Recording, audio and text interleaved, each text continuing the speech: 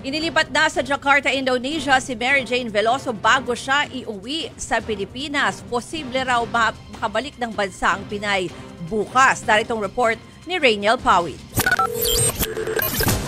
Masaya at maaliwalas ang mukha ni Mary Jane Veloso sa kanyang paglipat mula sa piitan sa Yogyakarta papuntang Jakarta. Sa loob ng 14 na taon, nagpalipat-lipat si Veloso sa 3 piitan sa Indonesia. Sa Jakarta na pinaplansya ang transfer documents ni Mary Jane para muling maibalik ang kanyang kustodiya sa Pilipinas. Kahapon, nakatakda sanang lumipad pa Indonesia ang magulang at 2 anak ni Mary Jane Veloso. Ito na sana ang huling compassionate visit nila kay Mary Jane. Pero ang pagbisita mula December 16 hanggang 18 pinakansela na ng Indonesian government dahil sa nangyaring paglipat ng kulungan. We were advised na to wag na ituloy yung visit kasi baka wala rin silang maabutan doon. Andito kami sa Jakarta ngayon. Once we are informed na andito na si MJV, we're hoping to get consular access, and then from there we'll know na kung kailan na talaga siya makakalipat papuntang Manila.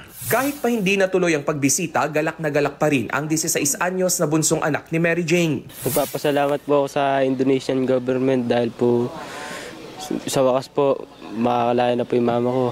Mararanasan ko na pong magkaroon ng nanay. Dahil po 1 taon at 4 na buwan po ako nung nakulong po yung nanay ko. Sa unang araw ng simbang gabi, nagtungo ang pamilya Veloso sa Baclaran Church. Dito nila ipinagpasalamat ang nalalapit na pagbabalik bansa ni Mary Jane. Noong 1 linggo, kinumpirma ng Department of Justice at Department of Foreign Affairs na bago magpasko, maibabalik na si Veloso sa bansa. Ididiretso siya sa Correctional Institution for Women sa Mandaluyong City. Dito niya kukumpletuhin ang kanyang sentensya habang hindi nabibigyan ng executive clemency ni Pangulong Bongbong Marcos. Sa pinakahuling ulat nga po kagabi ng Department of Foreign Affairs, bukas ng umaga inaasahang makabalik ng Pilipinas si Mary Jane Veloso.